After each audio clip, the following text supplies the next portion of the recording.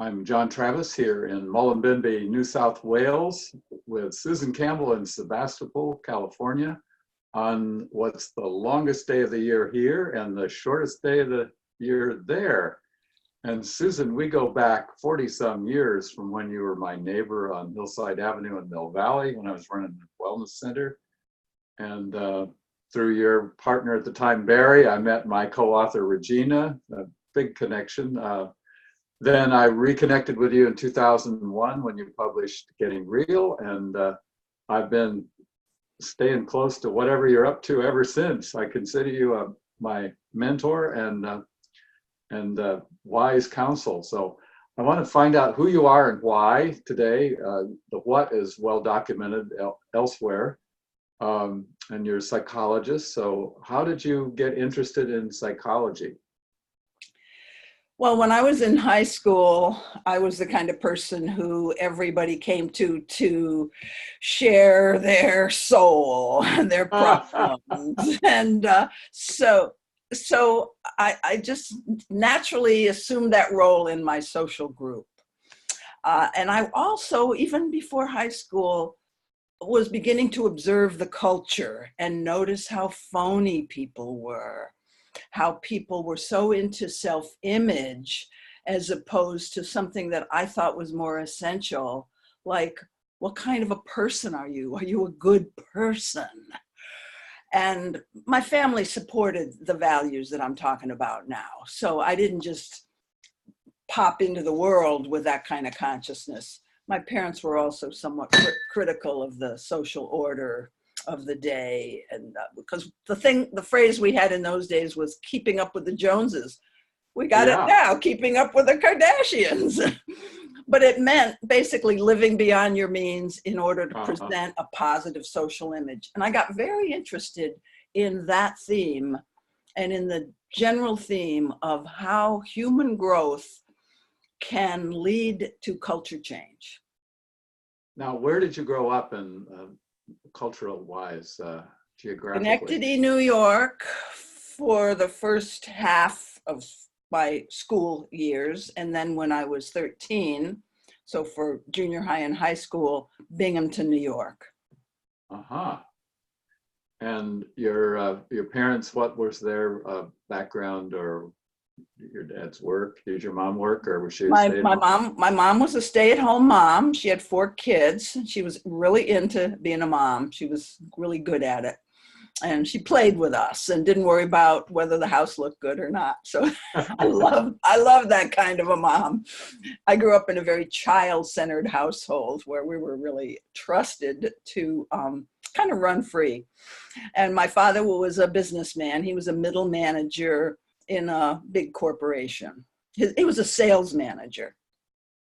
Given the Schenectady, it was probably GE. GE, when his first years, he worked at GE, and because GE was there, that was one of the first little towns to have television, and so I used to be on television too, from the time I was like 9 years old till the time I was about 13 and got interested in boys.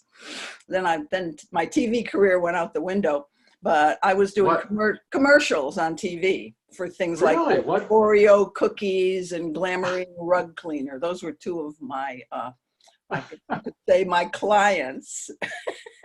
I could see a young girl doing cookies, but rug cleaning seems a little beyond your age. Yeah, I stood there with the little thing, the little rug cleaner attachment, and looked up at the camera. I remember some of my lines even, but I won't bore you with those. And birth order and siblings, who were you? I'm the eldest of 4, and I was 7 when my 3 brothers were then born, boom, boom, boom, year and a half apart. And I'm very close to them to this day. So were then you like a little mom to help out with all? I was a little mom. So that's another one of these family of origin scripts that had me being a helper and a giver and all that. Yeah. So you're in high school and you're playing Lucy with the little stand with the doctor is in. So after high school, I even used to hypnotize people.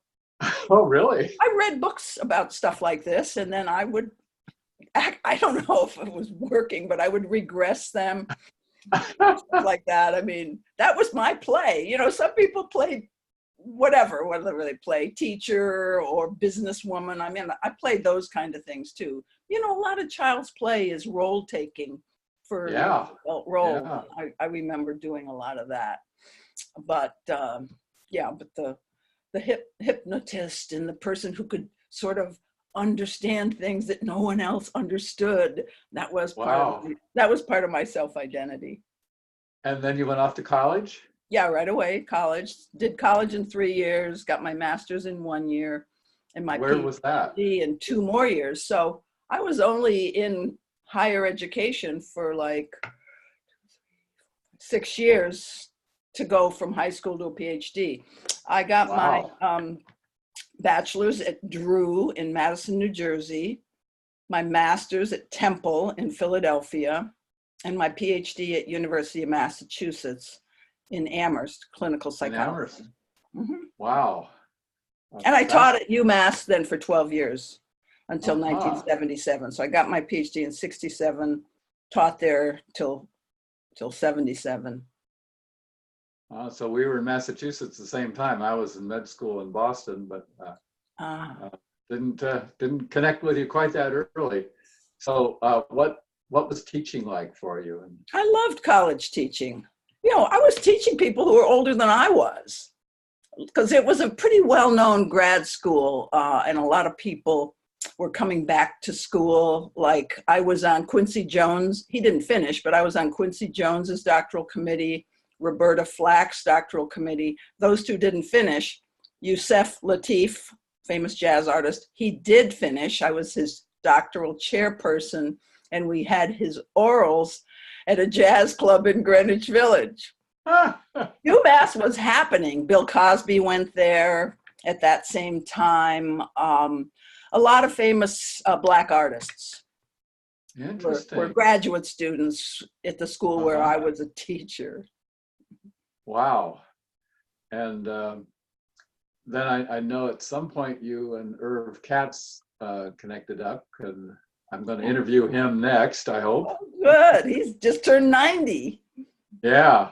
So after, what led you from teaching there to eventually getting to California?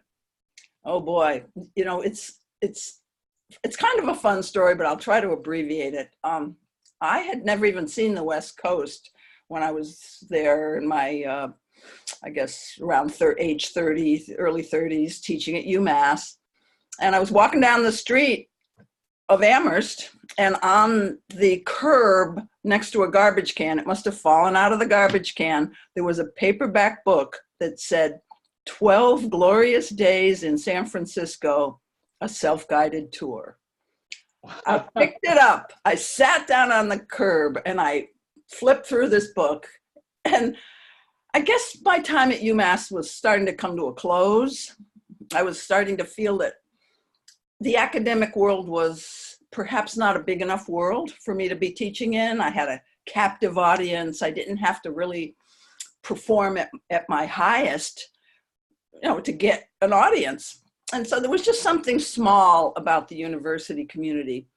I miss it in some ways now, because now I'm, you know, moving toward retirement age, and it's nice to have that cozy environment. But anyway, I was outgrowing UMass, and California just looked great. So I applied for leave without pay. It's sort of like a sabbatical, except you don't get pay.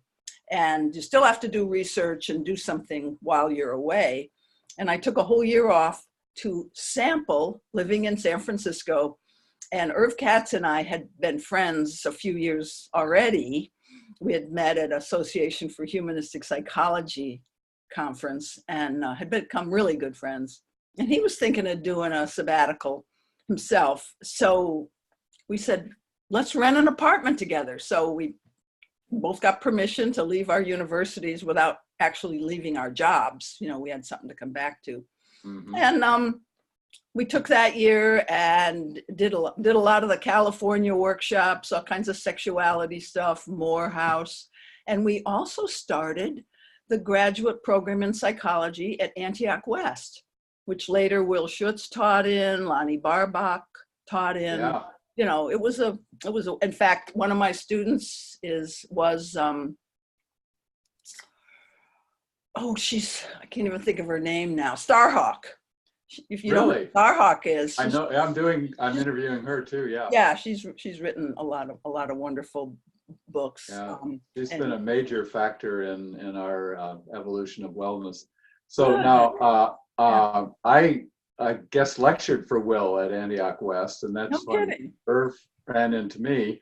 Mm-hmm. What years were I thought that would have been, let's see. I was there in 77. It would have been about 75 that year.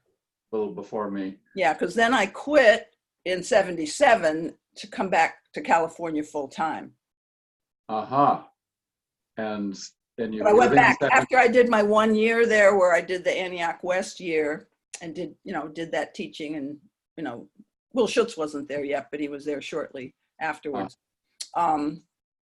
Then when I went back to UMass, I just took a year to finish up my grad students. And then I moved out to California for good in 77. But Irv and I had that apartment together for a whole year, and we had lots of parties, and we just got real connected. What part of San Francisco was the apartment? Sacramento Street, 3674 Sacramento Street. I can still remember the address. It was a nice part of town. Well, now, because Will has died and he was a mentor of mine, I'm going to interview Ailish, but you knew him long before Ailish did. So let's take a minute to just talk about Will, since unfortunately we can't get him live, but what a character. I loved Will, and we remained friends. We sort of had a few dates at one point at a AHP conference. We took a little trip together, and I think maybe he stayed at my hotel one night. I honestly don't remember if we had sex or not. It wasn't that memorable, huh? I know he did anal rolfing on me, though. Oh, that's interesting. He said, Ida Rolf only trains a few people in anal rolfing. You have to have really good ethics and boundaries. And I had already been rolfed, so, I was a candidate for follow-up sessions. And that's what I remember about Will. Plus, he was just so much fun and so smart. Yeah. Well, I was intimidated by him at first. He came on so strongly, but then somehow we connected, and I got to house sit for him when we would come back from Costa Rica, and really sweet guy. And I remember seeing him in his final stages with his Parkinson-like stuff, and how emotional he would get, because previously he was like a solid rock. And I know. And what a contributor he was. I remember watching him. I got invited to one of his corporate workshops down in Carmel Valley because he needed some extra bodies. And I watched him take a room full of these executives, uptight executives, go through his questionnaires, the Phiro Bs, and turn the room into an encounter group in one evening. It was like, wow. Yeah. What a skill he had. So, well, that's enough on Will. Even though we were close, I didn't really experience him in that way professionally much. We'd have lunch and we'd talk about professionally. One time I said, Will, I'm thinking of bringing honest communication into the corporate world. And I know you've done it. He said, it doesn't work. Well, but he found a way to do it. If you know Will, it's just, it doesn't work. It's sort of, funny, but there's some authority there too. Yeah. Well, I think he eventually did find a way, because I watched him do it, but that was probably a lot later. I don't know. I think he might have been just saying that. Well, I'm guessing he was up against a pretty tough game. So let's move on to your couple's journey, and that was your work when you were in Mill Valley. Or what happened between San Francisco, and how did you wind up on Hillside Avenue in Mill Valley? Yeah, well, when I first decided to come to California, from UMass. I sold my house, broke up with my boyfriend, and went toward California with no ties whatsoever. I didn't have any job. I didn't have any boyfriend. I didn't even have a community to come to. I just said, I'm going. But I rented a house in Berkeley, and shortly thereafter bought a house in the Berkeley Hills. So that sort of positioned me in a good neighborhood. Started having parties every Friday night, because that's the way I network, is parties. And I remember a few of the people that came to my parties, like Alberto Viodo, Kenny Dykewald, and some of the older Gestalt therapy guys, Abe Levitsky, Frank, Rubenfeld, cool people. I stumbled on that because Sam Keen kind of opened the doors for me to apply for a job teaching at Humanistic Psychology Institute. So even though I had gone to California with no job, by the time I got there, I did have a half-time gig at HPI. It's now called Saybrook Institute. Saybrook, yeah, I was going to say. Yeah, and so, geez, it was like perfect, because I love smart people, We used to have salons at Rollo May's house. I got to be really good friends with Jim Bugenthal, and these are giants, Yeah. That wasn't unusual for me, because when I was in UMass, I was very close with all the giants in the the T group movement. Right, T groups. Yes. I was right there in the group that pioneered T groups, and then I did a lot of encounter group leading, and so that's a lot of the roots of the Getting Real work that I do now. Yes. Plus, I was trained as a Gestalt therapist, did some groups with Fritz Perls, but mostly with the people he trained, like Jim Simpkin and those kind of guys. Now, how did you get from Berkeley over to Mill Valley? I didn't know about. I met Barry. Barry came to one of my parties. Verona Fonte, who is Joan Halifax's sister. I don't know if you know Verona, but Verona was a friend of mine through people I met at HPI. And she came to my party and she brought Barry, and we fell in love right away. And then we got married. I moved into his house on Hillside, and then I met you. And you were famous then, Jack. Well, I didn't we were know. both more famous in our 30s than we are now. Well, and there was another Susan Campbell floating around that I would get confused with, that Barbara McNeil, or did she? I never was clear whether she worked with you or the other Susan Campbell. This is not ringing any bells. Okay, I know nothing about either of those people. Okay, well, Bobby was my secretary originally and became the coordinator of client services. And then when I moved to Costa Rica, she stayed on, and she was working with a Susan Campbell that I thought was you, but I guess not. Barbara McNeil was her name then. But so you and Barry, and you did the couple's journey together, or was that? Well, I had already started writing that when I was living part-time with Bernie Gunther down at Esalen. Oh, another chapter. Another big name. Another chapter. Yeah. Right. I have his book. What was the title? Bernie was writing books a lot, and he was teaching at Esalen, and I'd stay home. He'd go down and teach, and I'd stay home in the house. It's now the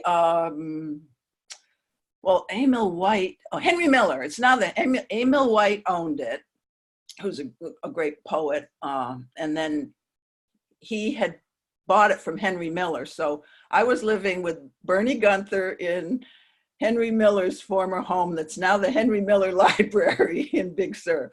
So anyway, I'd sit there and I'd start writing about what I was learning about couples through the relationship with Bernie, through my couples counseling, because I was I was a psychologist, and I did private practice the whole time that I was teaching. And, so that was always sort of parallel to doing groups, college teaching, and corporate consulting.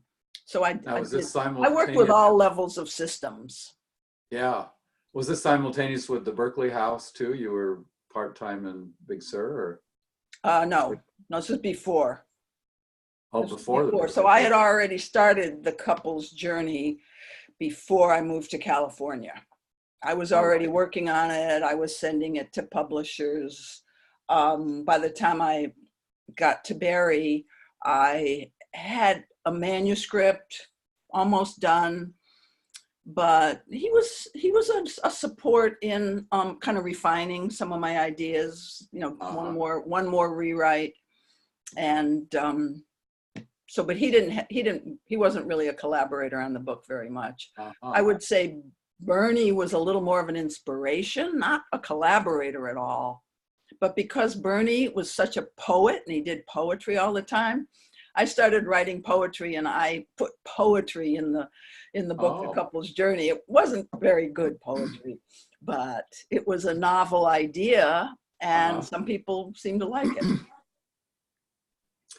So, and your relationship with Barry was often, we teach what we need to learn. That's why I'm doing wellness. And with coupledom, I know that Peter, who you're with now, is like you finally found your match, I think, as I did with Yvonne, and it took us a while, I think. But how long did it last with Barry, and what shifted you into getting real? Well, first of all, Barry was by far not my worst marriage. One time, he was my third husband. By the time of my fourth husband, my father, who was a brilliant man, he says to me, "Susan, they just keep getting worse." He was right. But anyway, actually, Barry was the best of all my husbands. He's dead now, so I don't even need to say that. But I had a lot worse problems with the other three. Barry and I were very well matched, actually. But he wanted not to be monogamous, and that's why we broke up. That's the only reason we broke up. Oh, okay. It was very sad. He broke my heart. Seriously, he broke my heart with that. But I couldn't tolerate. I tried to tolerate it. I did. We did conscious, open poly for a year. We taught workshops, and we were open about it. And sometimes he'd sleep with somebody who was in the group. We'd be open and honest about that. I mean, that's the old encounter model. You just do what you want to do, as long as you're willing to take responsibility and be honest for it. And we tried that, and our teaching was really good because we were so transparent. But I didn't want that life. I really wanted a different kind of intimacy. So you moved on from Mill Valley? I moved on, and I met somebody while I was having my open marriage to have my to be my fourth husband. And then where were you? And then I moved, and so then I moved out. So then that was 83, I guess, 82 when Barry and I split up, got together with Brent. We went sailing for 2 years on his sailboat in the South Pacific. Oh, wow. And during that time, I wrote the book, Beyond the Power Struggle. Interesting. It's the perfect book. It's a perfect book to be writing when you're trapped with somebody with a very volatile personality. So to sublimate my frustration, I wrote a book, and he was a very good writer. Of course. Yeah, he was a very good writer, so he really was a great support in the book. I would, show him the manuscript, and he'd. So that happened on the sailing cruise. And then after that, how long did that relationship? We came back to land, sailed back through the Golden Gate Bridge to Sausalito in 1985, and came to Sonoma County shortly, about a year after that. built a house in Grayton, and then we stayed in a condo for a little while in Santa Rosa while we were building a very big fancy house in Santa Rosa, 4,500 square foot house, where then we really had some parties. You didn't know me then. No. But we were both, the hostess and host with the mostest. We were always having parties. Yeah, I'm not. And that's when I was much more a psychologist and a corporate consultant, less, I backed off on doing workshops. Yeah, so, my career has had a lot of variety to it. And then how did you get to Sebastopol? Let's see, after I got divorced from my fourth husband, that was 1991, I had already gotten involved with the dance community, ecstatic dance, in the town of Sonoma and in Marin County. Marin County had a big dance community, and I was always part of that. And so I got to Sebastopol because there was this Friday night dance that happened at this yurt. And I just loved all the people that were in the dance community there, and decided to buy a house in Sebastopol. The one you're in now? The one, yeah, that's right. The one I'm in now. Yeah, I've been here 20 years. And I'm still dancing 2 or 3 times a week with that community. So what led you into the getting real work then? Is it around that same time, right? Mm-hmm. Well, 2001 is, the late 90s, right around the time that, I was single. I had already been single for quite a while then, living on my own in Sebastopol. The whole getting real thing had always been a kind of work of mine, being more honest, being more self-aware, realizing that people aren't very good at being realistic about their own patterns, their own ability to be in reality. Basically the whole idea that, people are in their heads most of the time, they're not in actual reality. So I was beginning to be more observant and interested in that. And I'd always been interested in how come humans can't learn from their experience? How come we need a crisis to wake us up? What is wrong with our ability to process our information and our feelings? And feelings is a very important part of the information that's coming in or that's available. But people were kind of just some in their imagining. In Gestalt therapy, we say, I hear you say this, and I imagine that you're judging me right now. That kind of thing. Our minds make up stories that are connected to our fears or our wishes. So I'd always been a little critical of people's ability to know what's what. And that probably was partly true for me too. I was, observing myself. I would go into therapy from time to time and, understand how certain addictive tendencies led me into relationships where I just wanted to be adored. And that sort of fed something in me. My girlfriend said, what's wrong with that? But I couldn't get out of a relationship that I really assessed was not good for me if the guy was so adoring. And so I was like very seducible. That's sort of my blind spot was in there. And, it has to do with my own needing outside validation and that sort of thing. Well, So I just want to, as an aside, if it isn't obvious to the viewer, you're a model of transparency, which I think you've just been modeling. But that's one of my strong attractions and my aspirations myself. That it's so rare in this culture, particularly among professionals who have to be professional and not show your real self. So now, did Brad Blanton have anything to do with this? I got introduced to Brad. I went to one of his workshops after I had already written the book Getting Real. I think it was somewhere right around 2000.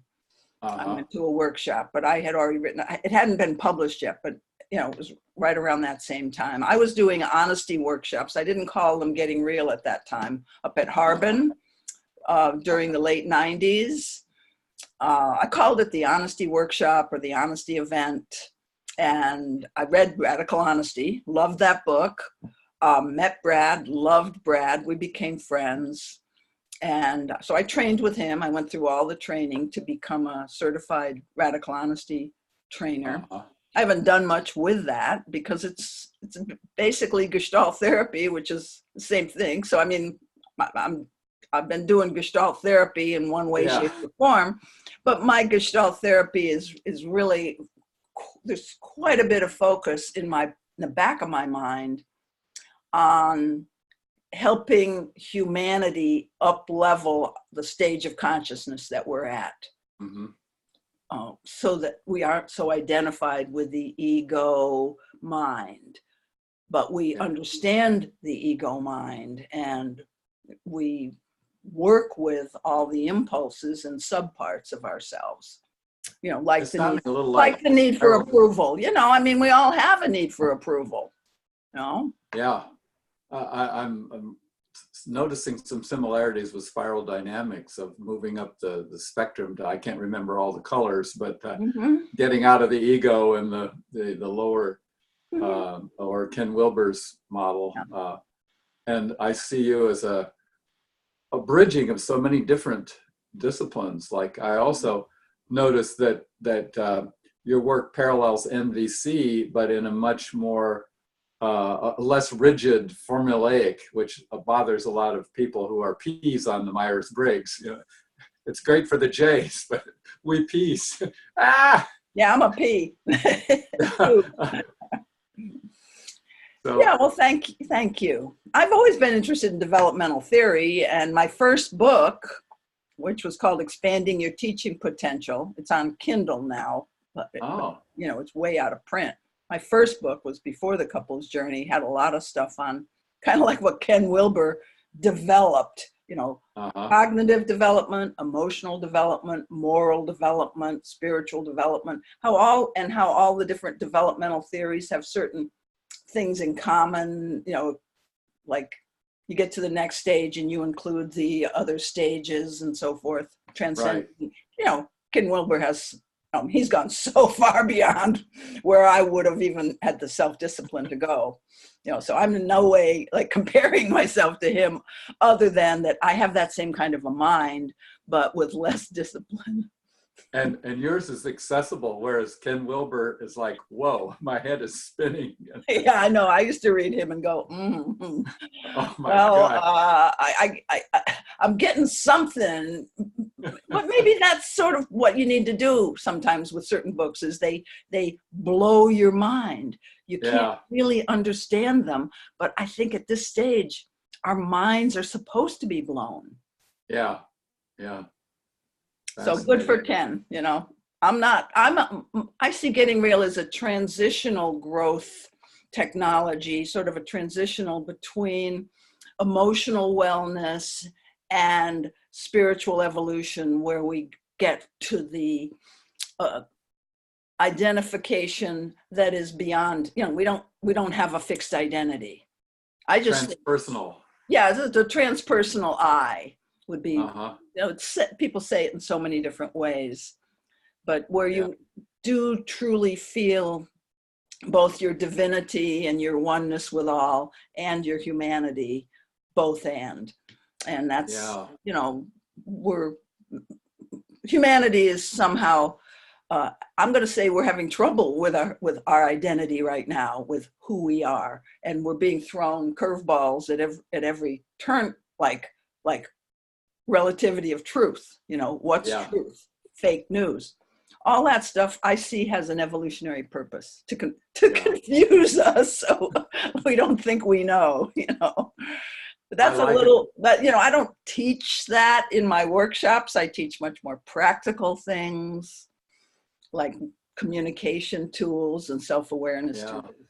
I stick with a practical level, but it's pointing you toward holding yourself as a being that's continually open to an ever-changing reality. And I call it surfing life rather than controlling life. Yes, yes. Well, then you moved on to your next book was had to do with dating. I'm forgetting the exact title. Truth in Dating. Truth in Dating, yes. Yeah. Which had some radical premises of it's sort of like Alison Armstrong's thing of you're sorting you want to be right up front and get rid of the losers. Old Alison is such a hoot with her. I remember reading it early on and thinking, yeah, what if I were wound up in blind dates, which I never actually had any, but what a great tool to practice, even if it's a dud. Yeah, well, my point of view, I want to kind of counter the get rid of the, that everything is about vetting. I mean, vetting a potential partner is important. And I do say in that book, most dating relationships should end. So don't feel like you're a failure. But the real point here is using dating relationships as an awareness path, consciously. Yeah. And that has to be done by agreement with the two dating partners. And one person has to initiate by having the truth in dating conversation and all that. It was way too advanced for my audience, I think. And the book didn't sell very well, but it's still perhaps my favorite book. Interesting. Of all my books. Do you think its time is coming? You're going to keep it in print and maybe the millennials and its time is coming. I do think its time is coming, in small pockets, particularly in places like the poly community, where they know that truth telling is essential. Truth in dating is more popular than among the general public, where most people just want to get to that next date, Yeah. And then after that, you did Saying What's Real. Saying What's Real. Mm-hmm. I still love that book because it's so practical. It just says, here's what to do to bring every conversation into the present moment. Yes. And then somehow you hooked up with the other John Gray and did the 5-minute relationship repair, which Yvonne and I found essential in our continual rubbing against each other's rough edges that we've smoothed down a fair bit. But say how these evolved for you. How did you wind up moving your work into those arenas? Yeah, well, ever since I was married to that fourth marriage, I've been interested in triggers, and I've been doing talks on, I used to call it what to do when your buttons get pushed. So it's always been, that was, back in the 80s. And so I've been refining my ideas and eventually wanting to do a book, What to Do With Your Buttons Get Pushed. And then I did a talk at some conference that I called What to Do When Love Hurts. So I thought, well, maybe that'll be my title, because I like that title, What to Do When Love Hurts. I still may write a book by that title. Mm-hmm. And so I was working on the whole idea of what are the things that knock you out of your ability to be in the present moment. Because getting real is all about practices for bringing more of your whole self into the present. And triggers totally knock you out of the present and sometimes put you into your reptile brain and so forth. So John had been reaching out to me from time to time to co-lead workshops with him. And we never made that happen. But then one time we talked about what he was writing and what I was writing. And we decided, well, let's take a little vacation together. We were just friends. We weren't even that close of friends, but we there was this festival north of here. This is one of those summer music festivals. And we went together and we camped out together and we talked all the way up and all the way back about what would it be like to work together. And we decided then and there to put our two manuscripts together and make one book, that would be fun and a better book. And I think it was a better book than either of us could have written alone. So that's how that happened. We're both interested in these things from our own life experience. And he'd been doing a lot of couples work, as had I. Yeah, I had not known of him until that book came around. I knew the other John Gray, but I knew of him too. But fascinating. So, and the Honesty Salons, you haven't mentioned them, but when did they start? And that's an around ongoing... 1997, when I first moved into this house.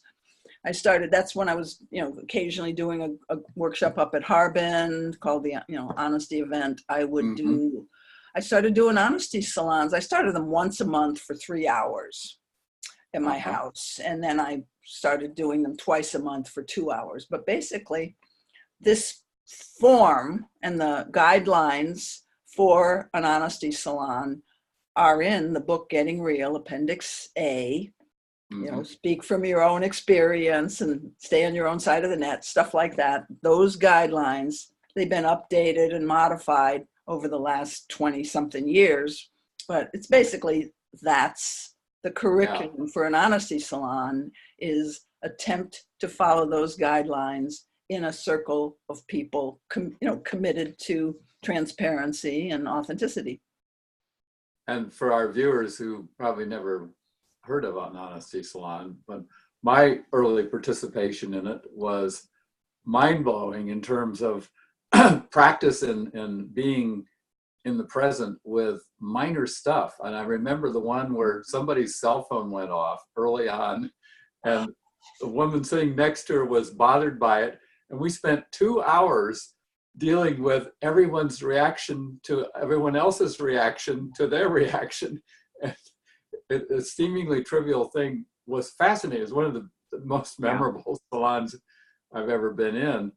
But this practice in being real in the present, which we don't get in real life. And I've attempted to recreate in our community in Marin Valley, but it's such a rare experience. And I honor you for continuing to offer it with the diligence over these decades of it's been a lot of fun, because whoever gets the opportunity to be anymore. In the old days, in the 70s, it was called encounter groups, but nowadays just sit without any program of who speaks next. We don't have the talking stick. We don't have exercises where you're going to share, how was that exercise for you? I mean, I do that stuff in workshops, but the Honesty Salon is completely spontaneous. Nobody knows what's going to happen. And I think that's the gift of it, is throwing yourself into a complete unknown with other social creatures, confronting your social anxiety, because I think we all have some social anxiety, whether we know it or not. And like you said, some small incident will happen, but it will illuminate your personality patterns, and when, who goes to judgment right away, who goes to, oh, it's all okay, it's all sweetness and light, and being able to see your personality patterns while the rest of the group's witnessing you too, you become more quickly self-aware of how automatic you might be, and how you can actually pause and stop that automatic thing and go, oh, right now I notice that I'm feeling disappointed and hurt because nobody clapped after I said that. Nobody said, oh, well, you're wonderful, and people would confess, kind of pettiness, but it made them more lovable. And I remember when you busted me on my cute remarks or my bids for attention. I love, is it Gottman, I think, who came up with the term bids for connection? Like, Yeah, it's a good term. how often I don't even realize that's what's going on. And being a kind of social outcast as an introverted, too tall for my age, people thinking I'm older than I am and so forth, I could get some attention by doing a little trick.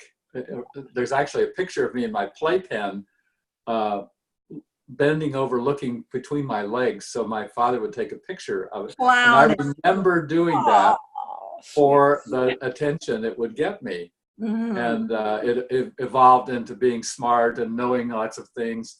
I'm clueless about the relationships going on around me. Yvonne's all tuned into that. I'm looking at the hardware. Well, that often works for you, Jack, we call it being cute, and yeah. everybody laughs, and then you go, okay, I got something out of here, and everybody laugh. But what was I feeling right before that cute remark came out of my mouth? I was feeling, hey, what about me, folks? Or am I okay? Or something, And so you've worked I've watched you work with it, noticing that pattern. And it's so fun to watch your growth. It's still there, but don't lose it, because sometimes it's really wonderful in a group. I don't think there's too much of a risk of that. My friend Kent, I don't know if you remember him from the summit that you came to, but we were in your workshop, and I don't. He and I do a lot of puns together. He's my best buddy, and twins separated at birth, and we stay with him every summer for 2 weeks, and he and his wife and Yvonne and I do couples coaching with each other once a month. Right.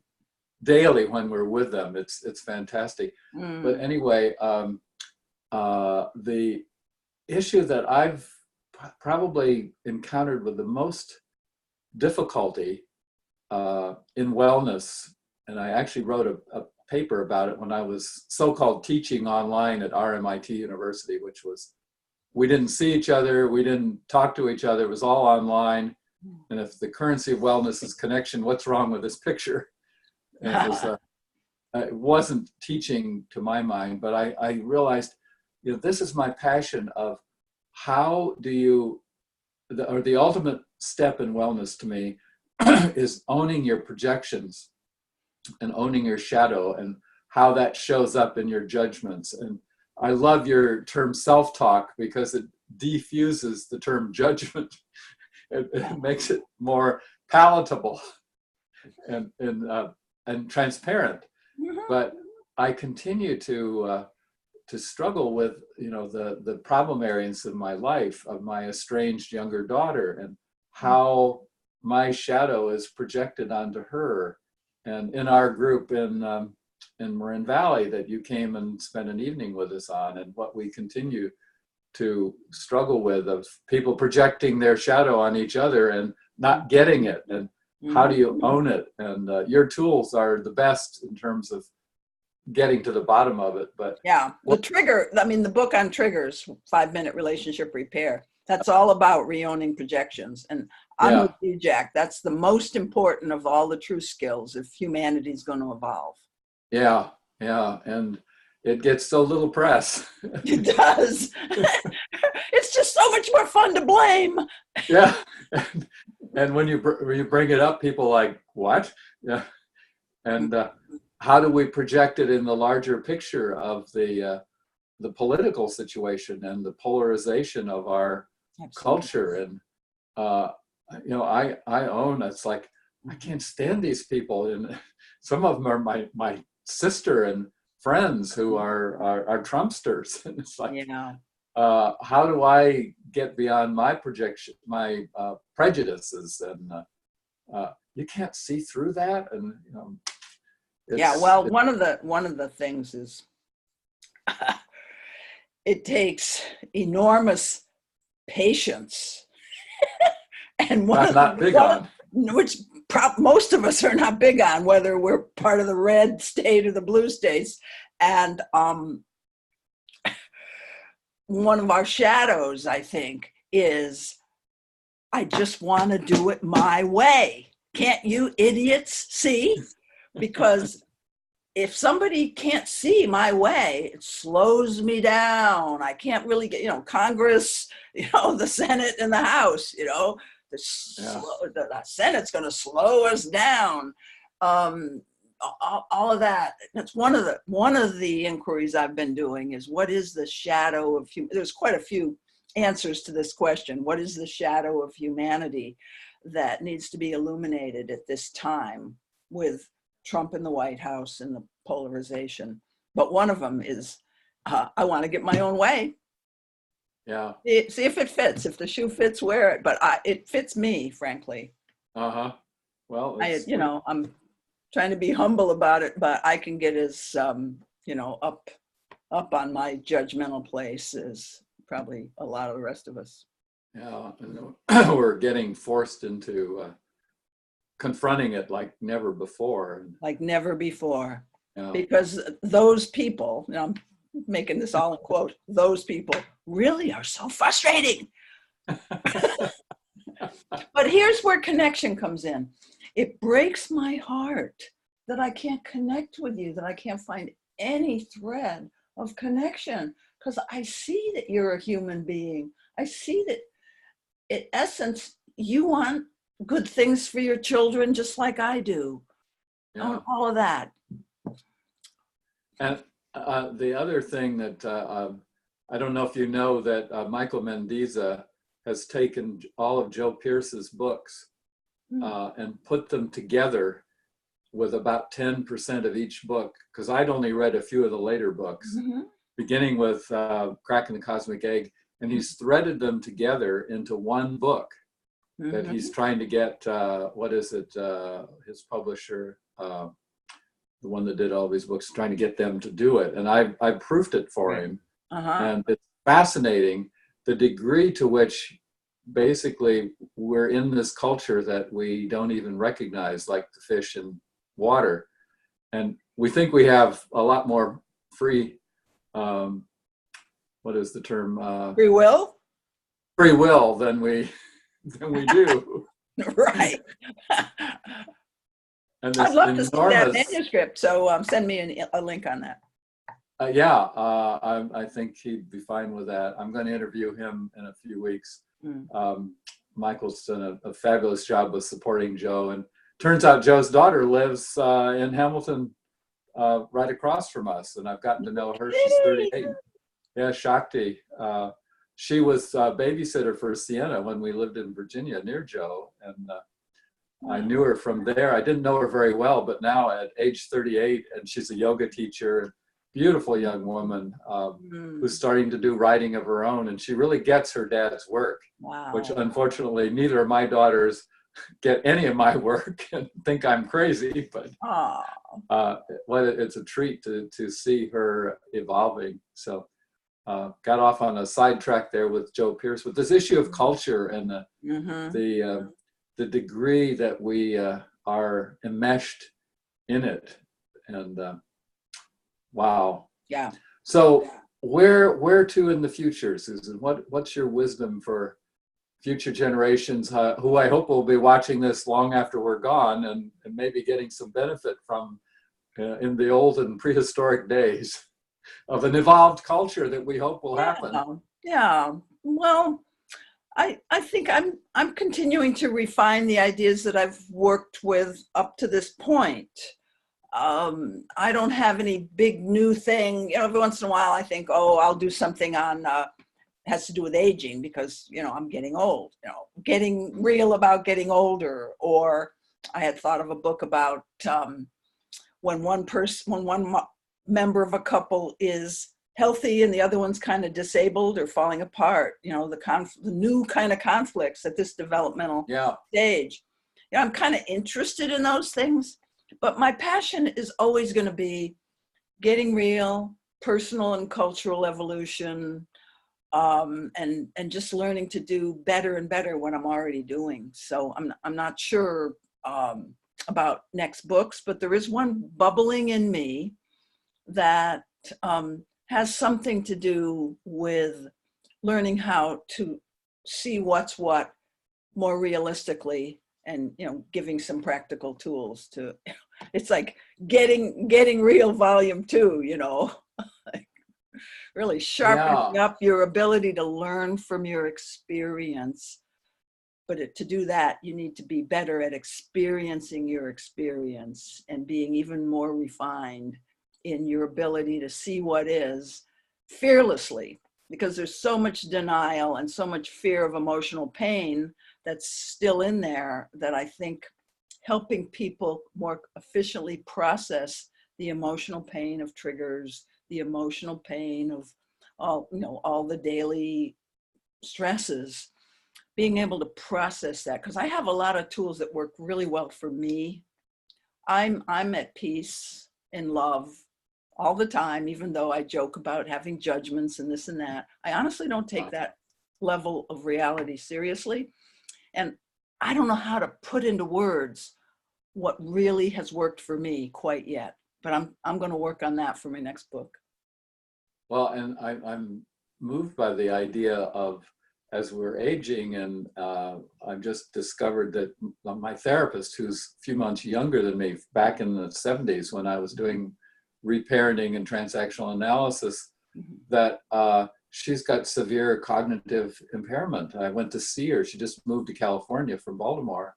And it was shocking to, and she'd phoned me 3 times in a row, repeating the same thing. Did you just call me? And to see someone that like you was a mentor and so regressed, it's horrifying. Not to mention physical problems of when Yvonne is sick and how I feel helpless, and it's going to get, my sister's a widow, my second partner Joy is a widow, my co-author Regina is a widow, dealing with deaths, and it's harder on the person who's left.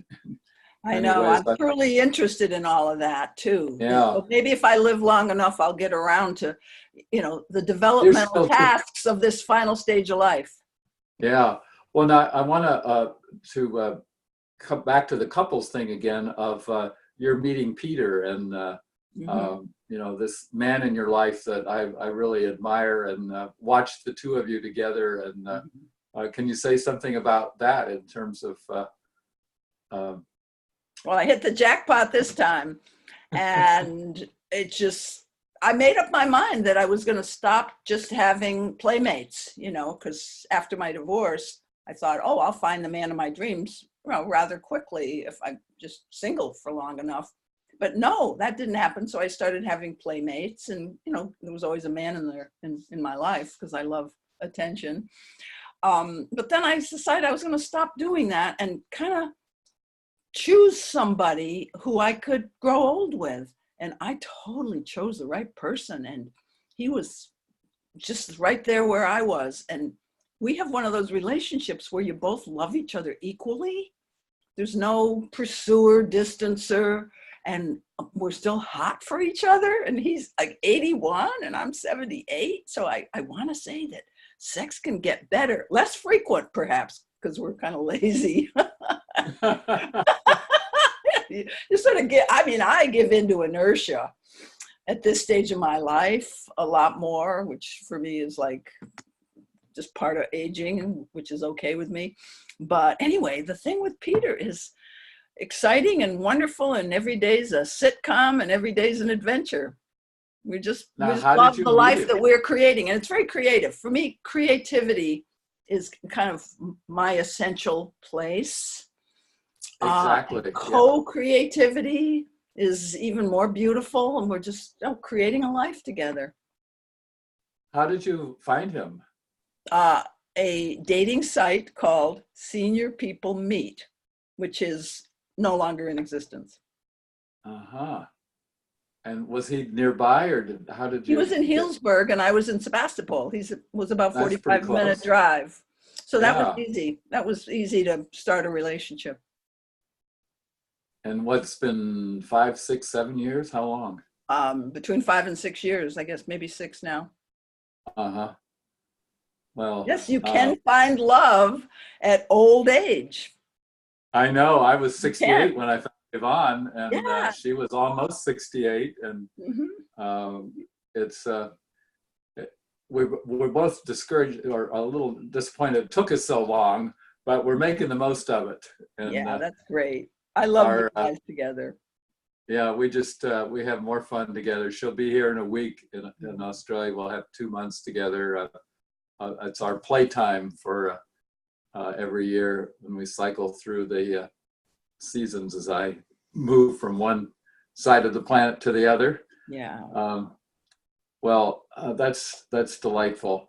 And any final other words for our viewers out there in wherever they are and whenever they are? Let's see, final words.